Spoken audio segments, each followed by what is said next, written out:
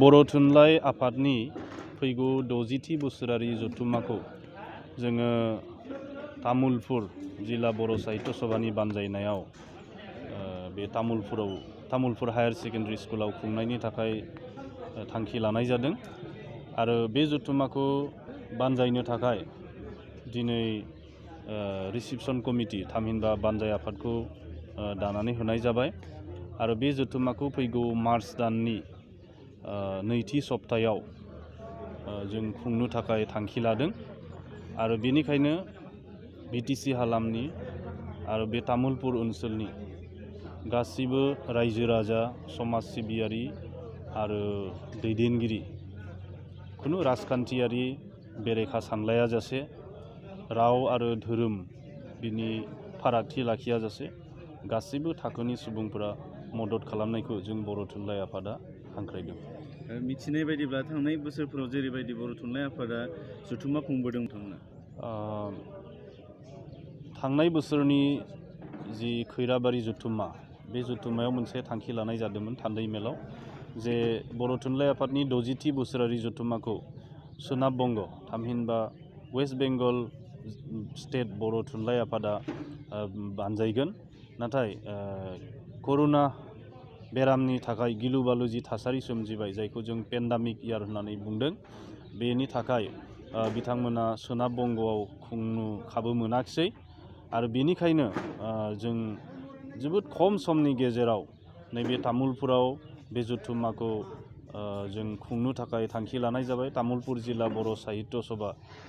खौ जोङो जाबसिननाय जाबाय आरो बिथांमोना जोंनि मिरु आफादनि खावलायनाय बायदियै बेखौ बानजायनो थाखाय आवगायबोबाय। बेनिखायनो थांनाय बोसोरफोरनि बायदियै गाजा गोमजायै मोनसे आबुं जथुम्माखौ खुंनायनि सोलायै देग्लाय जोङो थान्दै जथुम जिरायनायनि गेजेरजोंनो एकदम साननैनि हाबाफारिजों बेखौ फोजोबनो सानदों। गिबि सानखालि थान्दै रेबथुमनाय आरो थान्दै जथुम जिरायगोन आरो बिनि अखानायै नेक्स्ट डेआव जोङो बर' थुनलाइ आफादनि गोथार फिरफिलाखौ बिरहोनाय मुंख्लंफोरनो सिबिनाय बिनि उनावनो जोंनि बर' थुनलाइ आफादनि बोसोरारि जि बान्थाफोर बेखौ राननायनि हाबाफारि लागोन आरो बेजोंनो जोंनि फैगौ 60थि बोसोरारि जथुम्माया जोबनानै फैगोन। दा बेनिखायनो गुबुन गुबुन बोसोरफोरनि रुजुनायाव देग्लाय करुना पेन्डामिकनि थाखाय आरो फैबाय थानाय आसाम बिधान सभानि जि बिसायख'थि बे बिसायख'थिखौ एसे सिगांबोनानै सरकारा भारत सरकारनि इलेक्सन कमिसना एप्रिल दानावनो खुंनो थाखाय जि फोसावबाय बेनि थाखाय जोङो जोंनि बे तामुलपुरनि बे बर' थुनलाइ आफादनि 60थि बोसोरारि जथुम्माखौ जों फावसायनायनि खाबुखौ मोनाखिसै बा गोबाव सम जों साखाफारा खालामनायनि खाबु मोननाय नङा बेनिखायनो साननैनि हाबाफारिजोंनो बे जथुम्माखौ खुंनाय जासिगोन। बर' थुनलाइ आफादनि करुना पेन्डामिकनि थाखाय जोङो माखासे खामानिफोरखौ जों मावफुंजोबनो हायाखिसै गुबुन बोसोरफोरनि बायदि मुखुबै जों खामानि मावनो हायाखिसै जायनि थाखाय जोंहा थुनलाइ प्रजेक्टनि खामानिया थालांदों आरो गोबां थुनलाइ जोंहा राव दानस्लायनायनि बेलायाव जोंहा खामानि माखासे थालांदों। दा बेनि अनगायैबो खिन्थु जोङो मोननैसो बिथिङाव जाफुंसार जानो हादों बे जाहैबाय जिहेतु NEP नेशनेल एडुकेशन पलिसि बे गोदान जि सोलोंथाइ खान्थि बियो आसामाव बाहायजानायनि लामायाव बेयाव बर' थुनलाइ आफादनि गाहाय नेहाथारिखौ सासे सोद्रोमा हिसाबै आसामनि गभर्नरा थिसनदों। दा बे NEPनि जि पलिसि बे दा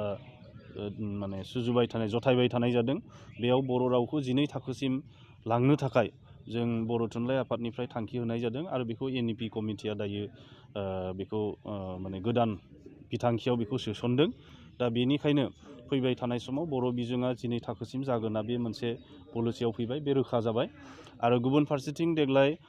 आसाम सरकारनि भाषा गौरब आसनिनि दारै बर' थुनलाइ आफादा 3 कौटि रांनि अनसुंथाइ मोनगोन आरो बे 3 कौटि रांखौ कर्पास फान्ड हिसाबै सरकारा दोनथुमनानै बेनि इन्टारेस्टखौ बोसोरफ्रोमबो बर' थुनलाइ आफादनो होबाय थागोन आरो बे इन्टारेस्टजों खमैनो जों 20 लाख रां बोसोरफ्रोमबो मोनबाय थासिगोन आरो बेनिफ्रायनो राव थुनलाइ सिबिनायनि थाखाय जों आगानसे आरो आवगायनानै खामानि मावनायनि खाबुखौ मोनगोन आरो बे थुबिला अरायनि थाखाय गोजोर जानानै थागोन। फैबाय थानाय समाव जायखिजाया बिबानगिरि फैया मानो बेखिनि थुबिलजों खामानि मावलांनायनि थाखाय बिथांमोना खाबु मोनगोन आरो गुबुन फारसेथिं देग्लाय थांनाय 1 फेब्रुवारि खालार खालि बे भाषा गौरब आसनिनि दारै आसाम सरकारा